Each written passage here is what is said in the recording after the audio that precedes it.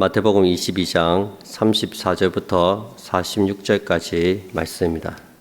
예수께서 사두개인들로 대답할 수 없게 하셨다 함을 바리새인들이 듣고 모였는데 그 중에 한 율법사가 예수를 시험하여 묻되 선생님, 율법 중에서 어느 계명이 크나이까? 예수께서 이르시되 네 마음을 다하고 목숨을 다하고 뜻을 다하여 주 너의 하나님을 사랑하라 하셨으니 이것이 크고 첫째 되는 계명이요 둘째도 그와 같으니 네 이웃을 네 자신같이 사랑하라 하셨으니 이 두 계명이 온 율법과 선지자의 강령이니라. 바리새인들이 모였을 때 예수께서 그들에게 물으시되 너희는 그리스도에 대하여 어떻게 생각하느냐? 누구의 자손이냐? 대답하되 다윗의 자손이니이다. 이르시되 그러면 다윗이 성령에 감동되어 어찌 그리스도를 주라 칭하여 말하되 주께서 내 주께 이르시되 내가 내 원수를 네 발 아래에 둘 때까지 내 우편에 앉아 있으라 하셨도다 하였느냐?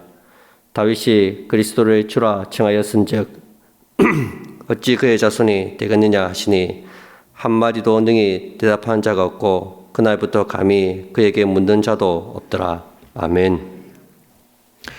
할렐루야. 할렐루야. 여러분 4월은 부활의 계절입니다. 오늘은 우리 주 예수님께서 예루살렘에 입성하신 종려 주일이고요. 이름을 종려 주일이라고 붙이는 것은 예수님이 예루살렘에 입성하실 때에 사람들이 종려나무 가지를 땅에 펴고 또 종려나무 가지를 흔들면서 예수 그리스도 오심을 환영하고 맞이하였기 때문에 그래서 오늘을 종려 주일이라고 합니다. 예수님은 오늘 예루살렘에 입성하시고 이제 이번 주 금요일이 되며 십자가에 못 박혀 죽으시고 그리고 다음 주일이 되며 부활하셔서 우리가 다음 주일을 부활 주일로 지키게 됩니다. 오늘 종려주일, 다음 부활 주일, 예수 그리스도 그분을 더욱더 기억하고 묵상하면서 우리가 예배를 드리면 좋겠습니다. 오늘 정말로 이 종려주일에 함께 예배의 부름을 받고 나온 우리 성도들 서로 인사하고 축복합시다. 사랑합니다. 축복합니다. 네, 우리 다시 한 번 더 인사할까요? 부활의 달인데 예수님 부활하셨습니다 라고 인사합시다. 예수님 부활하셨습니다. 아멘. 자, 우리 요절도 같이 한번 해보고 말씀 들읍시다. 마태복음 22장 32절 말씀입니다. 나는 아브라함의 하나님이요. 시작. 나는 아브라함의 하나님이요 이삭의 하나님이요 야곱의 하나님이여 하신 것을 읽어보지 못하였느냐? 하나님은 죽은 자의 하나님이 아니요 살아있는 자의 하나님이시라 하시니 마태복음 22장 32절 말씀. 아멘. 예수님을 올무에 빠뜨리기 위한 대적자들의 질문 중에서 이제 오늘은 세 번째로 율법사의 질문입니다. 우리 첫 번째 질문은 바리새인들과 그리고 헤롯 당원들이 합작을 해서 세금 문제를 가지고 예수님께 올무를 잡으려고 했습니다. 두 번째는 사두개인들이 부활의 문제를 가지고 예수님께 들고 나왔고 이제 세 번째 이 율법사들이 율법의 문제를 가지고 예수님께 나오는데 36절 말씀에 보면 선생님, 율법 중에서 어느 계명이 크니까 하고 묻습니다. 이것은 율법사가 예수님께 네가 율법에 대해서 뭘 좀 아나? 우린 율법사다. 정말 이 율법을 평생 연구하는 율법사인데 네가 촌에서 와가지고 뭘 안다고 네가 얼마나 안다고 이런 아주 얕잡아 보면서 하는 그런 질문입니다. 자, 여기에 대해서 우리 예수님은 율법사들에게 뿐만 아니라 사실은 오고 가는 모든 세대의 사람들에게 율법의 가장 중요한 핵심을 하나님 사랑, 이웃 사랑이라고 그렇게 가르쳐 주십니다. 자, 37절부터 40절. 이때까지 요절 중에 역대로 제일 긴 요절입니다. 이번 주 이거 꼭 한번 외워 봅시다. 같이 한번 읽어볼까요? 시작. 예수께서 이르시되 주 너의 하나님을 사랑하라 하셨으니 이것이 크고 첫째 되는 계명이요 둘째도 그와 같으니 내 이웃을 내 자신같이 사랑하라 하셨으니 이 두 계명이 온 율법과 선지자의 강령이니라. 아멘. 이 두 계명이 온 율법과 선지자의 강령이라니까 우리 이거는 외워야 안 되겠습니까? 좀 길지만 익숙한 구절이니까 이번 주에 고난 주간에 꼭 한번 외워 봅시다. 자, 예수님께서는 구약의 또 신약의 성경의 모든 율법이 하나님 사랑, 이웃 사랑이다. 이것이 모든 율법과 선지자의 강령이다라고 그렇게 말씀합니다. 여기서 강령이란 말은 한자로 별이 강자를 잘 안 쓰는 별이 강자를 쓰고 그늘일 영자를 쓰죠. 별이가 뭐냐면 바닷가에 그물 있죠. 아마도 이제 뭐 어린 사람들은 한 번도 본 적도 없을 것이고 또 어촌에 살지 않으면 이 별이가 뭔지 잘 모르는데 바닷가에 그물을 옛날에 이제 그물을 손으로 이렇게 기워서 만들고 이럴 때 그물에 제일 중요한 중심 그물이 줄이 있어요. 좀 다른 그물보다 조금 더 굵죠. 그 중심 그물을 통해서 우리 바느질이나 뭐 옷 만들 뜨개질에서 옷 만들 때처럼 제일 그 딱 중심 축이 되는 그물 줄이 있어요. 그걸 통해서 한 줄 한 줄 옆으로 엮어 나가면 그물이 되는 거죠. 그걸 별이라고 그렇게 합니다. 그리고 이제 그늘일 영, 그 별이를 중심으로 많은 그물들을 거느리고 있는 것처럼 강령, 결국은 가장 중요한 핵심이고 근간이다. 이거 없으면 그물이 안 만들어져요. 이거 없으면 다른 것 다 무너져 버립니다. 근데 이건 헬라어로 우리 한자보다 헬라어로 훨씬 더 설명이 쉽게 돼 있어요. 헬라어로는 이게 크레마님이라는 그런 단어인데 걸려 있다라는 이런 달려 있다, 걸려 있다 이런 뜻입니다. 비유를 하나 들면 여러분 우리 어릴 때 운동회 할 때 망국기 줄에 그죠? 망국기 줄에 모든 국기들이 걸려 있죠, 달려 있죠.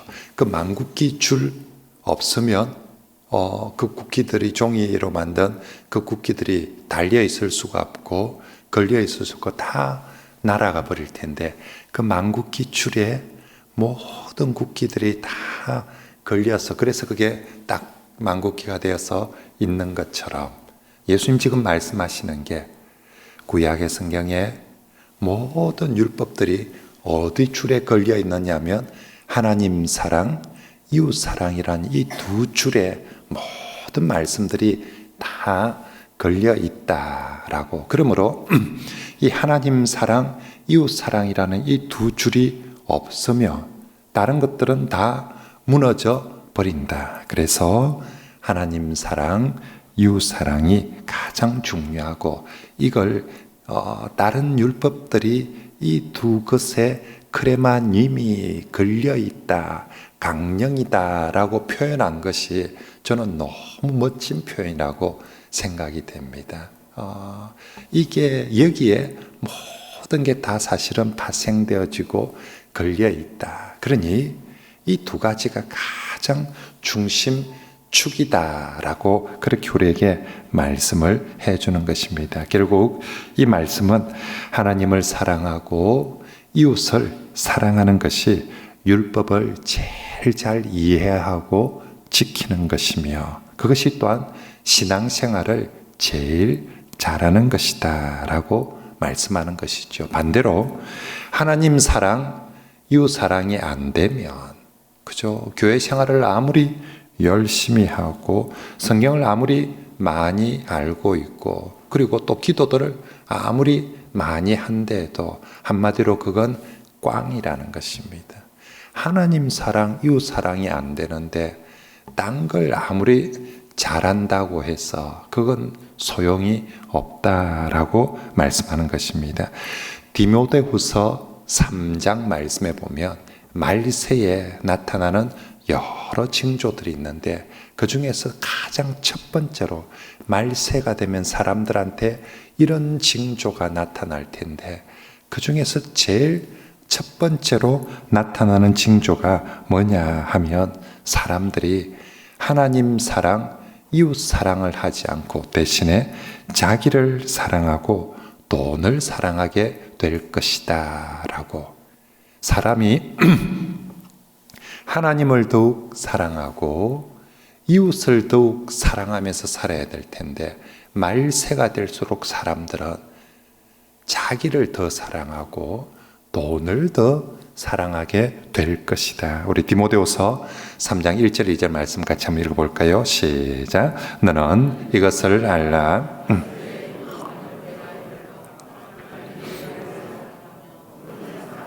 아멘. 정말 성경이 예언한 대로 진짜 우리가 말세가 되니까 사람들이 다 그렇게 하잖아요. 철저하게 자기 사랑, 그리고 돈 사랑. 아마 가면 갈수록 이건 더 세상 사람들은 더 심해질 것입니다.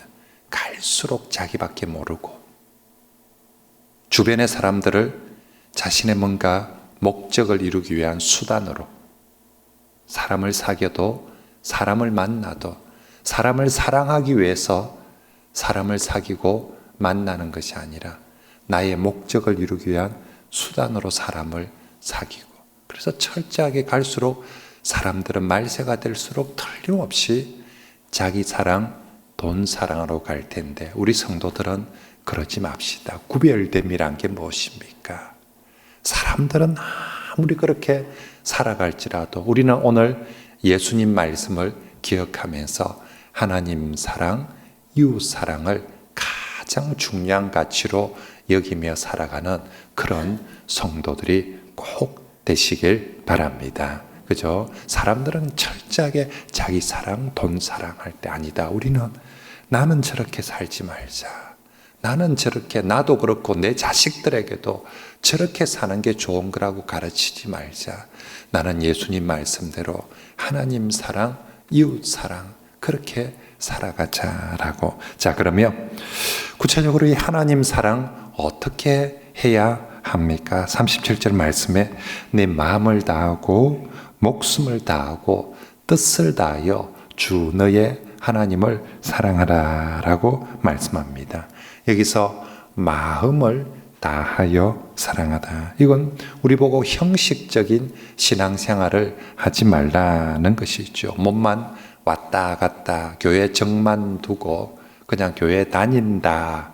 이런 식이 되어서는 안 되고 정말 온 마음을 다하여서 정말 마음의 중심으로 그렇게 신앙생활을 하라는 것입니다. 예배를 드릴 때도 몸만 와서 앉아있고 마음은 생각은 다 엉뚱한 생각으로 그렇게 가 있는 것이 그게 마음을 다하지 않는 것이죠. 정말로 내 몸이 여기 와서 예배를 드릴 뿐만 아니라 내 온 마음도 하나님께 집중하여서 그렇게 하나님께 마음을 드리는 것이 그것이 온 마음을 다하여서 하나님을 사랑하는 것입니다. 그리고 이 마음을 다한다는 것에서 아주 중요한 것은 또 하나는 두 마음을 품지 않는 것입니다.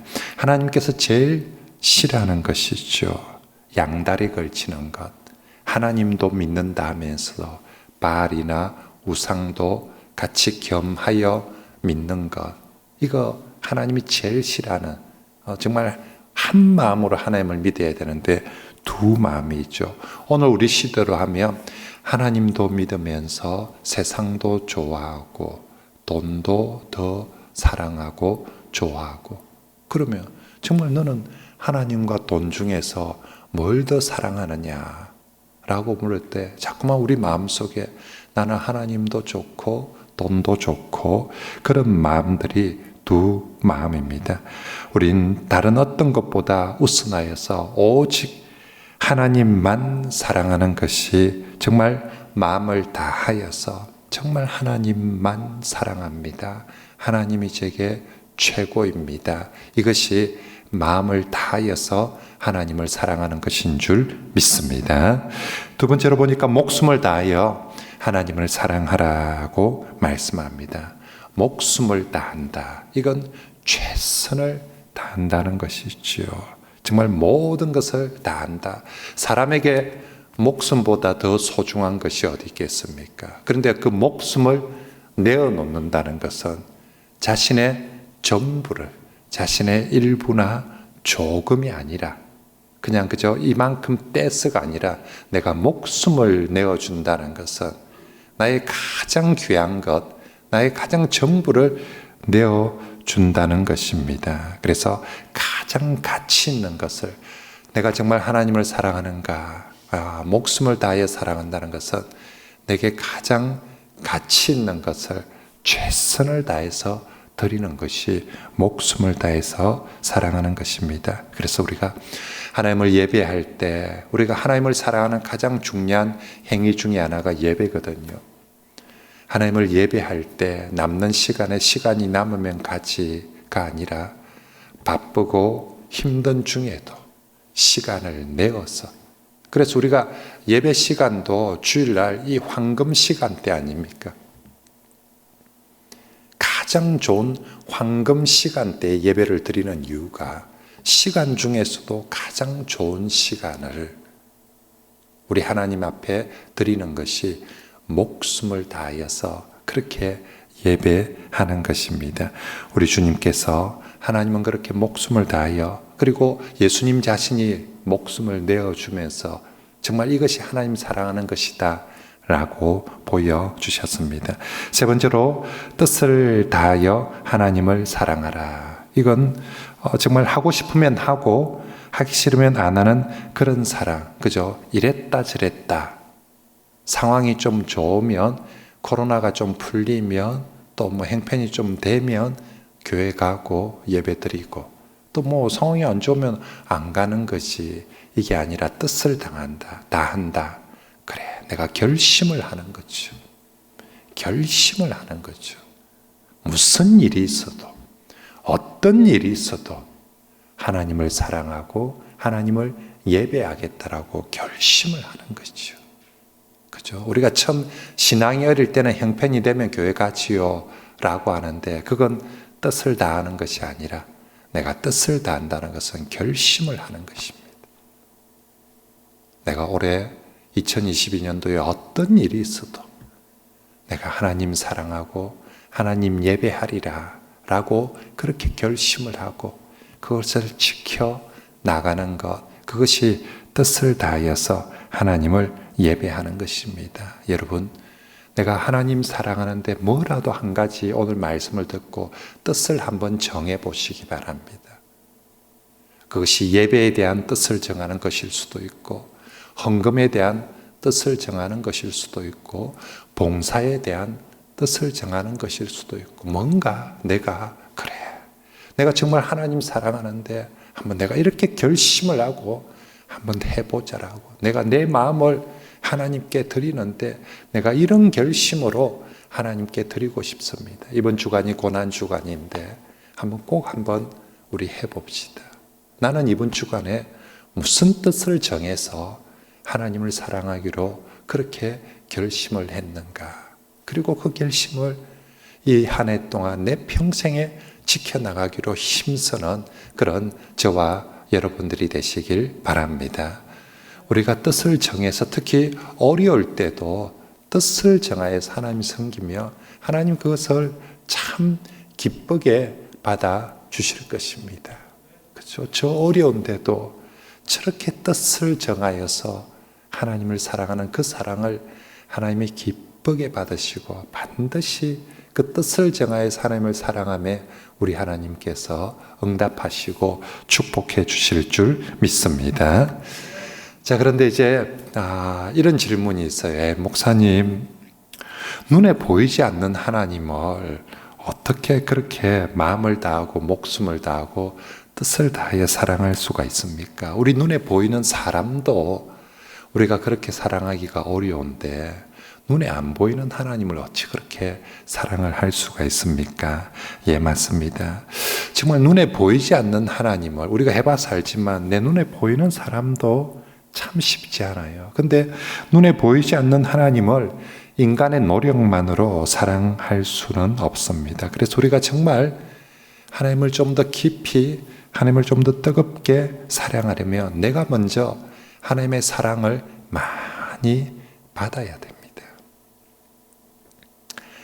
하나님의 사랑이, 하나님으로부터 오는 사랑이 내게 메말라 버리는데 나 혼자 하나님을 열심히 사랑한다. 이건 거의 불가능한 일입니다. 그래서 하나님의 사랑은, 하나님을 사랑하는 것은 대부분 다 하나님의 사랑을 받아본 사람이 하나님을 사랑할 수 있습니다. 정말 하나님의 사랑을 받아보지 않은 사람이 진심으로 하나님을 사랑하기는 쉽지 않습니다. 그러므로 정말 내가 하나님과 깊은 사랑에 빠지고 싶다, 그 사랑을 하고 싶다면 먼저는 하나님의 사랑 받기를 간절히 간구하시고 받으시기 바랍니다. 정말 성경에 말씀하시는 것처럼 그 큰 사랑, 그 넓은 사랑, 우리가 사람의 사랑도 받으면, 누군가로부터 사랑을 받으면 얼마나 행복하고 좋습니까? 그런데 하나님의 그 큰 사랑, 그 풍성한 그 사랑을 받으면 내가 하나님 사랑하지 않을 수가 없습니다. 정말 우리가 하나님을 목숨을 다해서, 마음을 다해서, 뜻을 다해서 하나님을 사랑할 수밖에 없게 되는, 사랑하고 싶은 마음이 하나님께 사랑을 받으면 받을수록 내 안에서 그것이 정말 솟구쳐 오르게 되는 것이지요. 그래서 여러분, 정말 우리가 하나님 사랑받기를 간절히 기도하시고 그 사랑을 꼭 받고 하나님과 사랑에 푹 빠진다면 여러분들이 이 세상에서 가장 행복한 사람이 될 줄 믿습니다. 그래서 정말 저는 여러분들에게 축복하고 싶습니다. 우리 성도들 모두가 하나님과 사랑에 빠진 사람, 그죠? 특히 이번 주간 고난 주간인데, 이번 주간 내가 하나님과 사랑에 빠졌다라. 우리가 사실 평생을 그렇게 살아야 되지만 특별히 이 고난 주간에 정말 하나님과 사랑에 빠진 그런 성도들이 꼭 되시길 바랍니다. 특별히 오늘도 성찬식을 행합니다. 여러분, 이 성찬이 무엇입니까? 예수님 자신이 우리에게 목숨을 다하고 마음을 다하고 뜻을 다해서 주님의 사랑을 우리에게 베풀어 주시는 게 성찬이지 않습니까? 이 떡이 무슨 떡입니까? 주님 자신이 우리에게 몸 전체를 다 주신 것이 주님의 떡입니다. 이 잔이 무슨 잔입니까? 주님이 목숨을 다하여서 자신의 피 흘리시면서까지 우리를 용서해 주고 새롭게 해주고자 이 잔을, 이 피를 흘려 주셨습니다. 우리가 설교는 귀로 듣고 마음으로 듣고 은혜를 받는 주님의 양식이라며, 성찬은 내 입으로 먹고 내 마음으로 받는, 내 온몸으로 받는 주님의 양식이고 주님의 은혜, 주님의 사랑인 줄 믿습니다.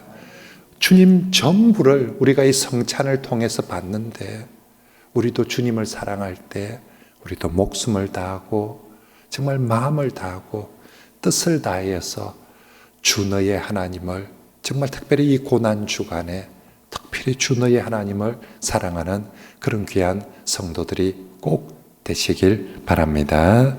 자, 두 번째로 예수님께서 가르치는 두 번째 강령은 내 이웃을 내 자신과 같이 사랑하라입니다. 여기서 두 번째라는 말은 첫 번째보다 못하다는 말은 아닙니다. 39절 말씀에 둘째도 그와 같으니라고 표현하죠. 둘째는 하고 표현하는 것이 아니라 둘째도 그와 같으니, 무엇과? 첫째와 같으니.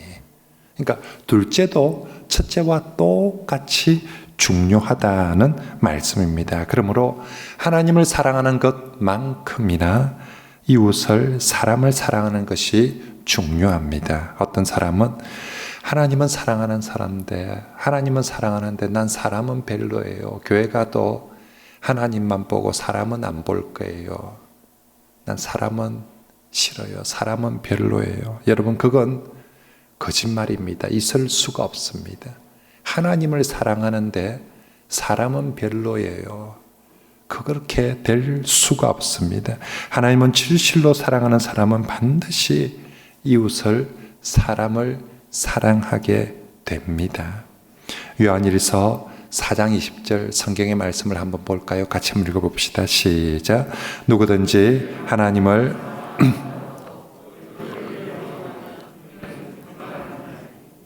보는 바 그 형제를 사랑하지 않은 자는 보지 못하는 바 하나님을 사랑할 수 없느니라. 아멘.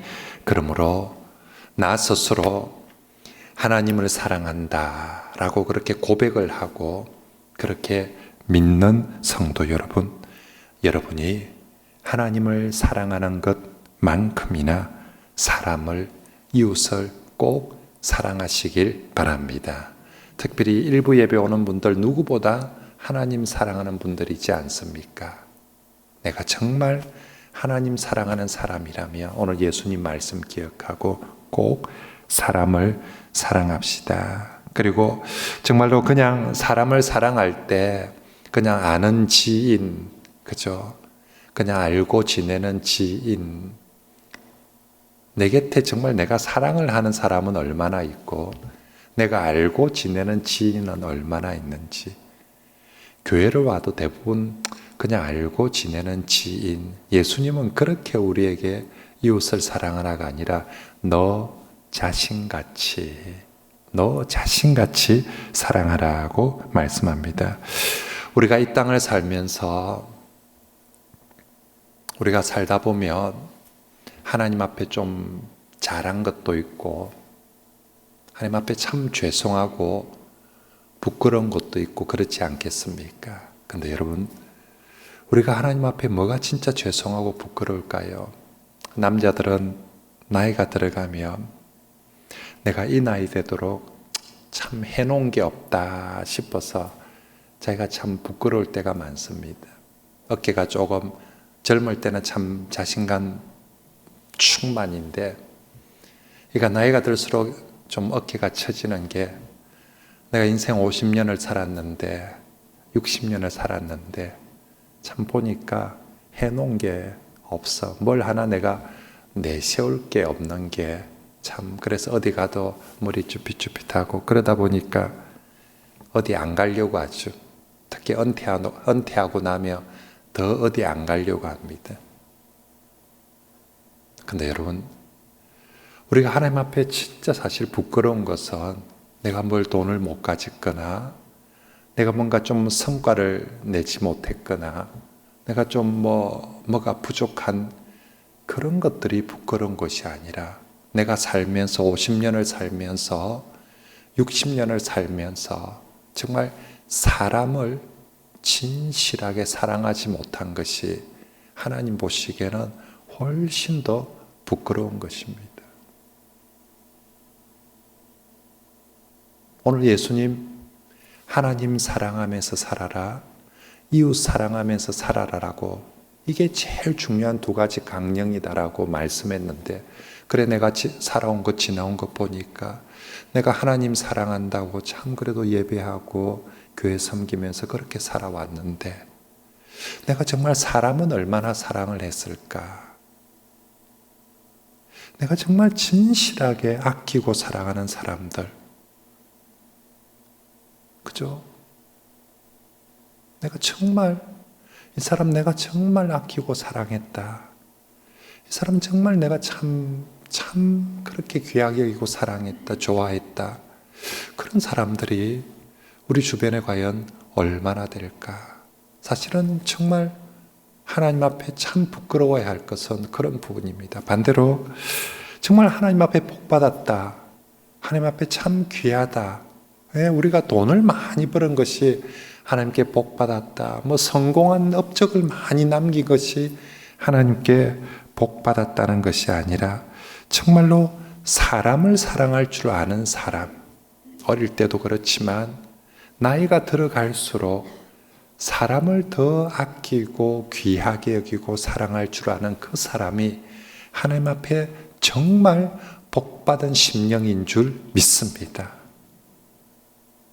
사람을 보고 애통의 눈물이 흘러지는 사람, 나이가 들수록 눈물이 메말라진다고 하는데 그렇지 않고 저 우크라이나 난민을 볼 때도 눈물이 흘려질 뿐만 아니라 정말 내 곁에 있는 사람들, 참 힘든 사람들을 볼 때 긍휼의 눈물이 흘려지고, 그래서 기도가 되고, 그래서 마음이 쓰이고, 그래서 뭐라도 하나 손이라도 잡아주고 싶고, 뭐라도 하나 함께 나누고 싶은 그 마음이 정말로 하나님 앞에 복받은 마음인 줄 믿습니다.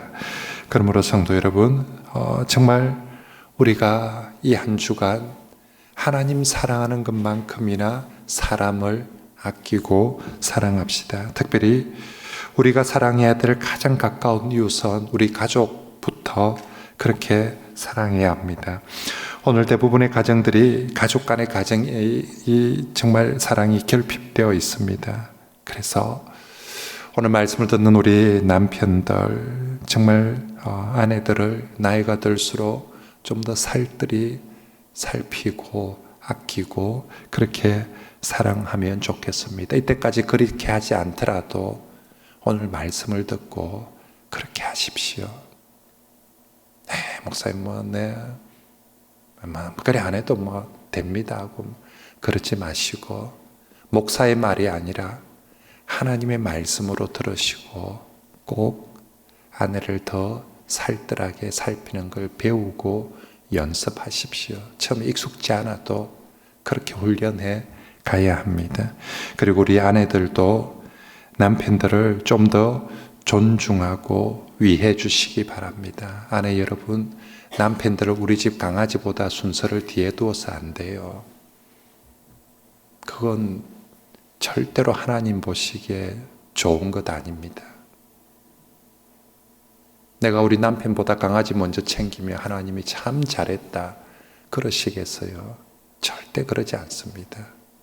진짜 남편을 가장 더 중요한 우선순위에 두어야 됩니다. 자식보다도 강아지보다도 하나님께서 더 먼저 사랑하라고 또 위하고 아끼라고 한 건 남편입니다. 그래서 일부 예배는 주로 좀 더 나이가 드신 분들이 오시는데요. 우리 나이가 들어갈수록 아내 여러분, 남편들을 절대로 홀대하지 마시고 정말로 이웃사랑, 내 자신같이 사랑해라고. 목사님 억울합니다. 이때까지 그리 살았는데 저 남편은 내한테 그렇게 안 해줬어요. 예수님 말씀은 내가 좀 억울해도, 내가 좀 손해보다 실천하는 게 그게 주님 말씀인 거죠. 이걸 좀 더 따지가지고 니 몇 프로 했노, 니는 몇 프로 했노 이래가지고 할 것 같으면 교회를 말라 오고 설교는 말라, 예수님 말씀 말라 듣습니까? 우리가 그렇게 정말로 좀 더 사랑하고, 우리 자녀들은 옛날에는 부모가 자녀들한테 함부로 대했는데 요즘은 갈수록 자녀들이 부모를 함부로 대해요. 부모는 절대로 함부로 대해서는 안 됩니다. 공경하라고 말씀하셨으니까 정말로 부모를 잘 공경함으로 우리가 하나님을 정말 가족 사랑, 이웃 사랑을 실천해 가기를 바랍니다. 하나님께서 내 곁에 붙여주신 사람, 그게 가족이든 이웃이든 누구든 하나님이 틀림없이 내게 만나게 하시고 붙여주신 사람은 무관심의 대상이 되어서도 안 되고요. 그리고 미움의 대상이 되어서도 안 되고, 시기나 또 보복에 내가 갈봐준다, 니 함 갈봐준다라고 하는 보복의 대상이 되어서도 안 됩니다. 하나님께서 누군가를 내 곁에 붙여주셨다며 그 사람, 내가 사랑해야 될 사람이고 내가 사랑해야 될 이웃이기 때문에 하나님께서 내 곁에 붙여 주신 줄 믿습니다.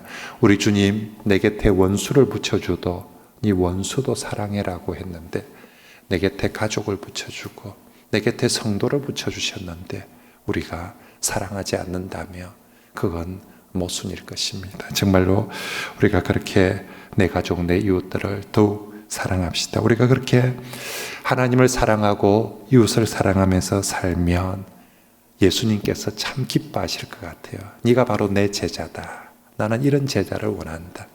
우리 하나님께서 참 기뻐하실 것 같아요. 하나님 나라의 백성은 바로 이런 거다.